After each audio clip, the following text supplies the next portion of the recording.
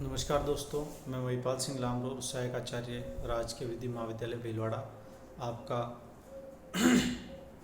आज के इसी व्याख्यान में हार्दिक स्वागत और अभिनंदन करता हूं। दोस्तों, हम आज के इसी व्याख्यान में अपकृत्य विधि या लॉ ऑफ टॉर्ट्स के बारे में चर्चा करेंगे और ये जानने की कोशिश करेंगे कि संप्रार या बैटरी किसे कहते हैं। संप्रार या बैटरी जो है उसे अपकृत्य विधि में इस प्रकार स्पष्ट किया गया है। जब कोई व्यक्ति बिना किसी विधिपूर्ण औचित्य के साहस्य दूसरे व्यक्ति पर बल प्रयोग करता है तो उसे संप्रार या बैटरी कहते हैं। When a person intentionally use force to an other person without lawful justification is called battery। अब इसमें दो मुख्य तत्व आते हैं जिससे मिलकर संप्रार या बैटरी बनता है। पहला, बल प्रयोग, यूज ऑफ फोर्स। भले ही बल प्रयोग अल्प हो और उससे हानि न हो, फिर भी संप्रार माना जाएगा। और आगे, ऐसे बल प्रयोग से शारीरिक क्षति होना जरूरी नहीं है, क्रोध से थोड़ा सा छूना ही पर्याप्त है। Physical harm is not must buy such use of force, mere touch in anger is enough और sufficient। उदाहरण के तौर पे छड़ी या गोली या अस्त्र या पानी फेंकना या मुंह पर थूकना, केस इसका आर वर्सेस कोट्सवर्थ, या बाल खींचना या किसी की चोटी इत्यादि को खींच लेना, ये सभी जो चीज़ें हैं ये बल प्रयोग में आती हैं।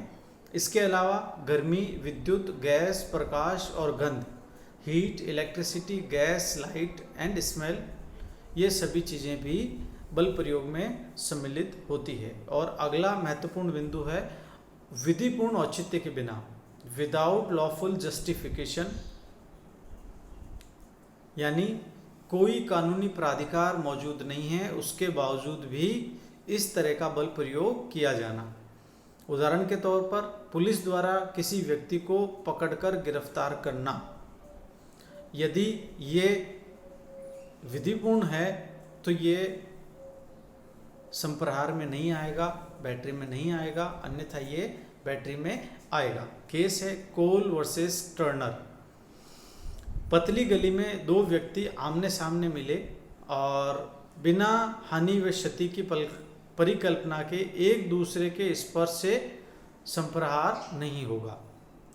यानी दो व्यक्ति पतली गली में से निकलने का प्रयास कर रहे हैं और उनके दोनों के ही मन में कोई ऐसी हानि की परिकल्पना मौजूद नहीं है जिससे एक से दूसरे को भय उत्पन्न हो जाए कि मुझे कोई क्षति पहुंचेगी।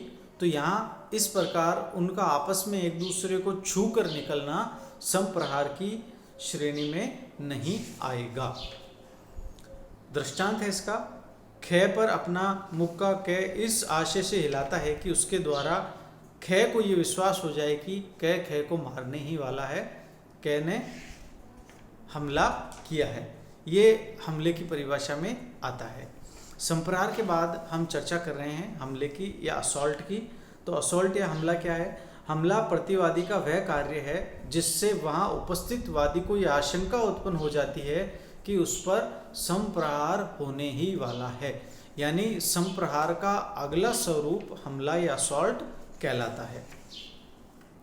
यानी तत्काल बल प्रयोग आवश्यक है, केवल दूर से ही डराना पर्याप्त नहीं है।